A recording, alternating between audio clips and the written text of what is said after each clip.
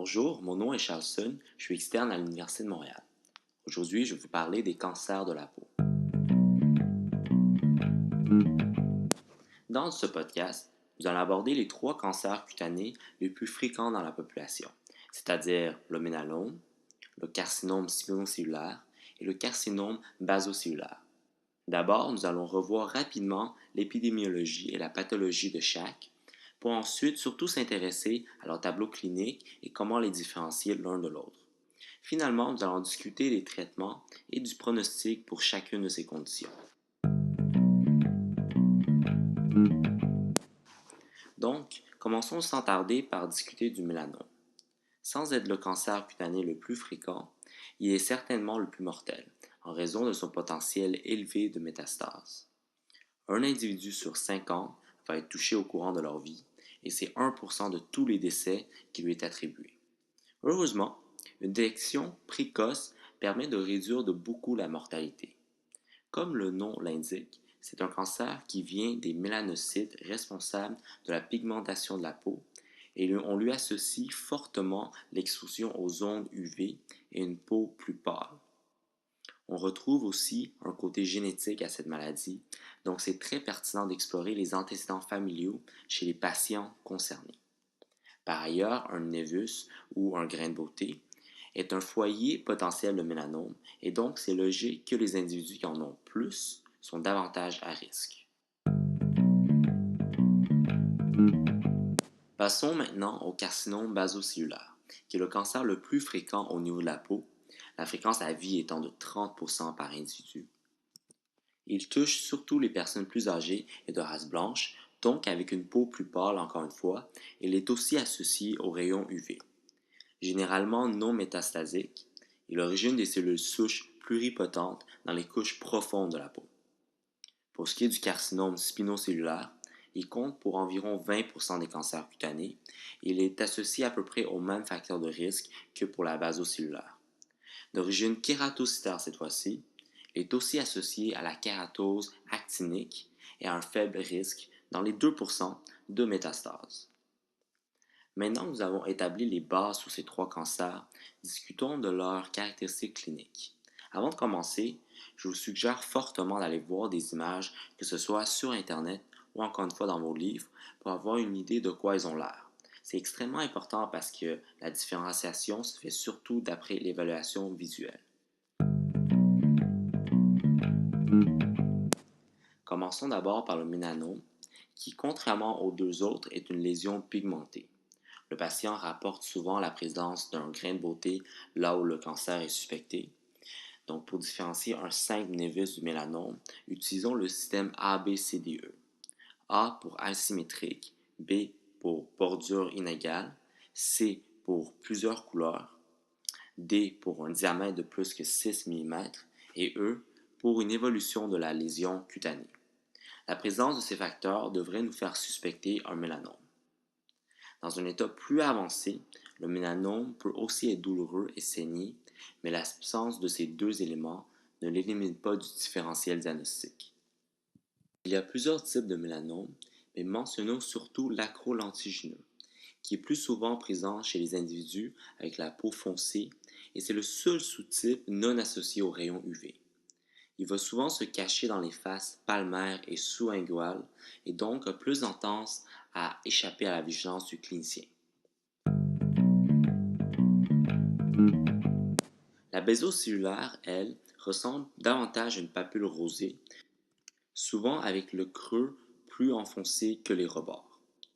Cela fait contraste à la spinocellulaire qui a une apparence plus érythémateuse et peut même se présenter comme une ulcère. Le lieu de la lésion peut aussi nous aider. Les basocellulaires se situent plus souvent à la lèvre supérieure et plus haut, tandis qu'en bas de ça, on retrouve plus souvent des spinocellulaires. C'est certainement pas une règle absolue, mais ça peut aider à orienter le clinicien. En cas de lésion suspecte, le diagnostic final par biopsie est évidemment indiqué. Parlons maintenant des traitements pour chaque type de lésion.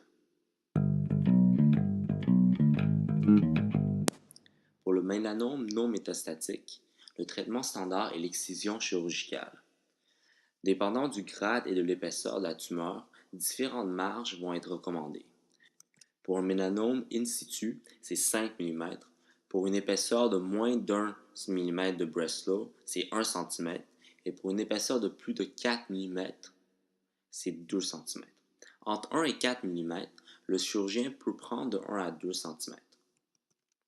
Il peut aussi effectuer une biopsie des ganglions lymphatiques sentinelles, donc qui drainent le territoire de la tumeur primaire, si le mélanome a plus de 1 mm de Breslow ou entre 0,75 mm et 1 mm avec d'autres facteurs de mauvais pronostic comme l'ulcération ou un index mitotique élevé à l'histologie.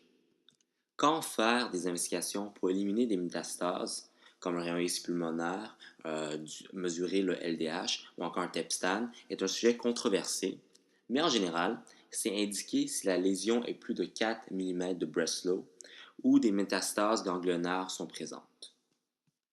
On peut aussi donner comme traitement complémentaire à la chirurgie de l'interféron alpha sur un an pour les mélanomes à haut risque, mais il faut tenir en compte des effets secondaires importants de cette thérapie.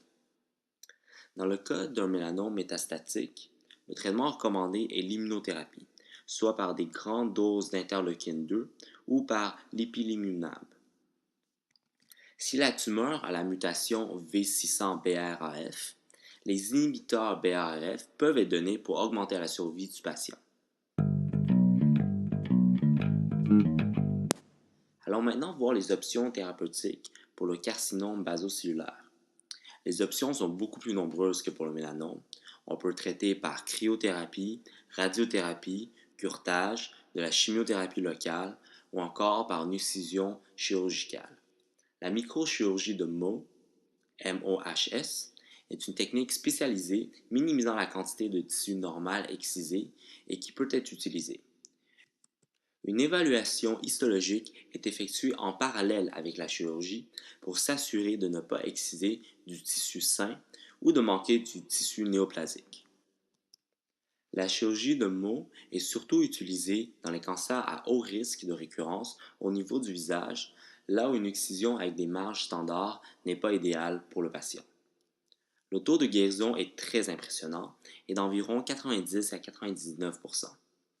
Pour le carcinome spinocellulaire, les mêmes modalités de traitement que pour le basocellulaire s'appliquent. Encore une fois, le taux de guérison est excellent et il tourne autour de 90%. Dans tous les cancers de la peau, un suivi étroit pour des récurrences ou des nouveaux cancers est absolument vital. Le spinocellulaire et le basocellulaire ont tous les deux des taux de récurrence de 10 à 15% sur 3 ans, donc il ne faut pas négliger le suivi de ces cancers. En plus, les patients atteints ont souvent les mêmes facteurs de risque que pour le mélanome, donc une exposition au soleil et la peau pâle, ce qui en fait une population particulièrement à risque et qui est important de faire un suivi adéquat. Au niveau de la prévention, la protection contre le soleil devrait être discutée avec le patient, notamment ceux qui ont des facteurs de risque élevés. Une crème solaire de plus que 15 fps contre les UVA et les UVB est suggérée, en plus de minimiser l'exposition au soleil, surtout durant la mi-journée quand le soleil est au plus fort. L'auto-examen de la peau pour le dépistage est controversé. Elle n'est pas efficace pour les carcinomes baso- ou spinocellulaires, mais certaines études ont démontré une détection plus précoce dans les cas de mélanome. Les patients avec des facteurs de risque ou qui ont des névis atypiques devraient avoir un suivi dermatologique serré avec des séries de photos comme documentation d'un rendez-vous à un autre. Donc sur ce, nous avons fait un survol rapide des cancers de la peau les plus fréquents dans la population. Nous vous invitons aussi à lire sur les tumeurs bénins de la peau et toute autre lésion cutanée pour pouvoir les différencier des cancers cutanés mentionnés ici. Alors je vous remercie de votre écoute.